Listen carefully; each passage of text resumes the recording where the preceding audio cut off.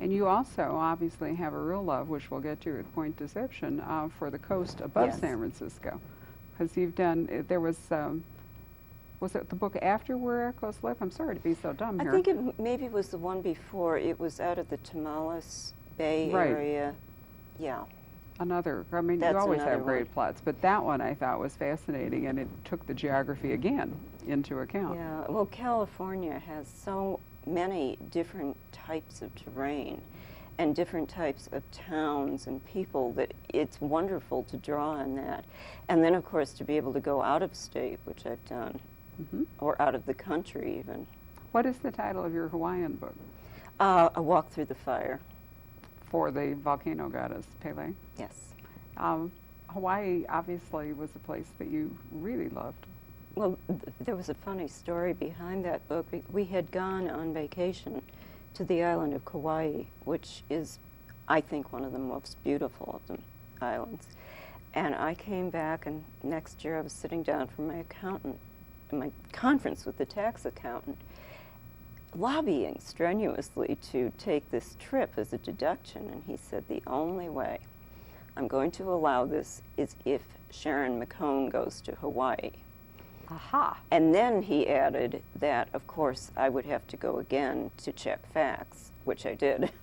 How handy. And there, you brought the airplane into account there, too. Yes, the helicopter, which I cannot fly.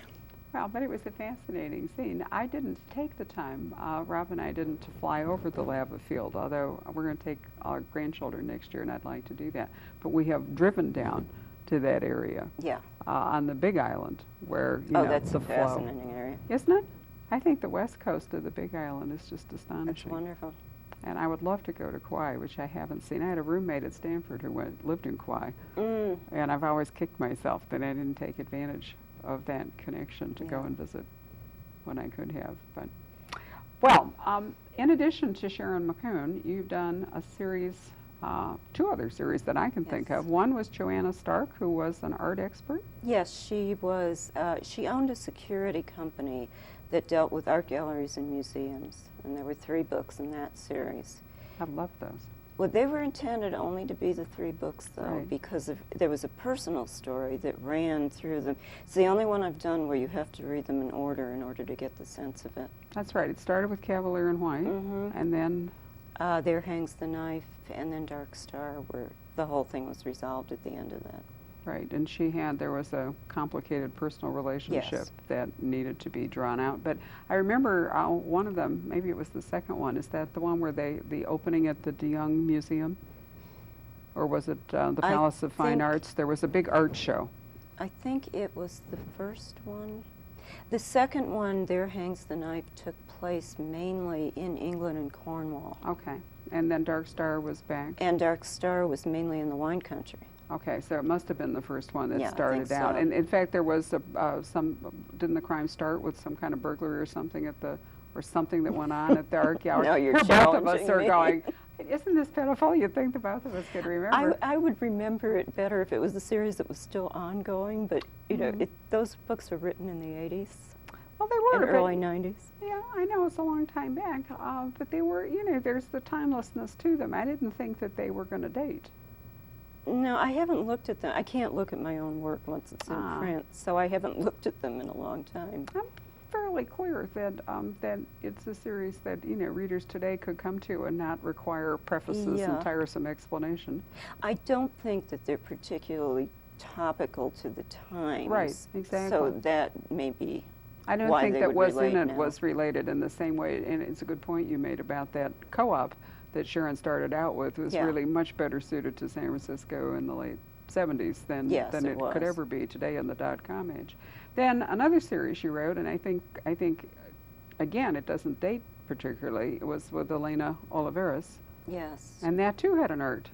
Yes, she was curator at the Museum of Mexican Arts in Santa Barbara, and then went on to become its director after the director, whom everybody had cause to hate, met an untimely end. How handy. So you had a close circle of suspects. That was actually a rather traditional form, wasn't it? Yes, it was suggested to me by a friend who worked for a similar museum in San Francisco, and one night over dinner she just said, well, you know, everybody at the office has reason to kill our director. And I thought, this is an idea. It was a good idea. And you were able to work in some very interesting things about the Hispanic art and culture and so forth. Was that, in both of those books, since art was a function, is this something that is a fascination to you? It's always been a hobby of mine. I'm not doing art, but going to museums and galleries. I've always been There's a lot of interested. motive. There's a lot of money. There's a lot of potential. Oh, yeah. Tremendous villainy going on. Well, you've got fraud, you've got all kinds of... I just read a new book by Sujata Masi called The Bride's Kimono. Kimono turns out to be a plural as well as a singular, which I did not know. And it brings her sleuth, Ray Shimura, to Washington, D.C. to a museum, and she's a courier for rare textiles, rare Japanese kimono. And so you get to go into the museum and go behind all the exhibits and see how, in fact, all the things that museums have to deal with when they are borrowing, you know, materials from other museums, the transport issues, the courier issues, the insurance things. It is fascinating, but boy, is there a lot of crime potential. This was what I had to do for the Stark series. I actually was taken behind the scenes in the De Young, and people walked me through their jobs and what they did, and there's definitely a lot of potential there. There is. In fact, I remember being drawn to Edwin when it came out in 1977 because my copy dates from that. I mean, that's mine that I bought that. It is the original because it was set in an antique store.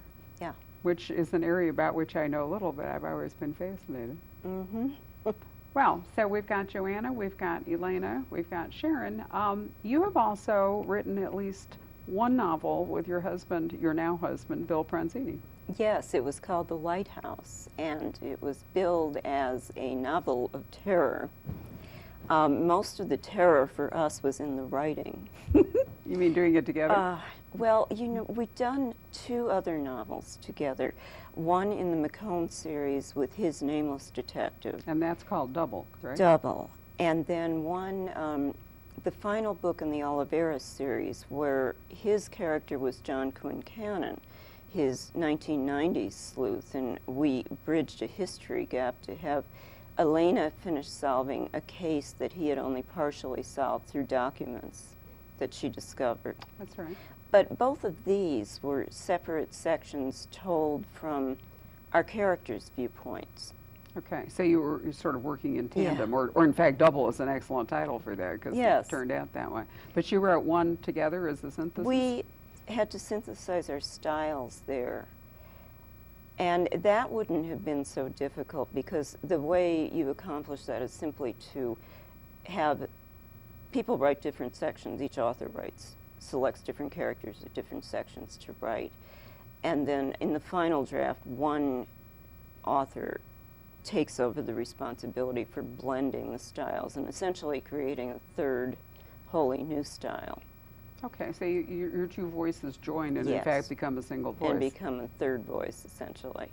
But we had characters in there who just did not want to be. The hero, for instance, was a total jerk, and we keep pushing and pulling at him, trying to get him to be someone people could identify with and care for.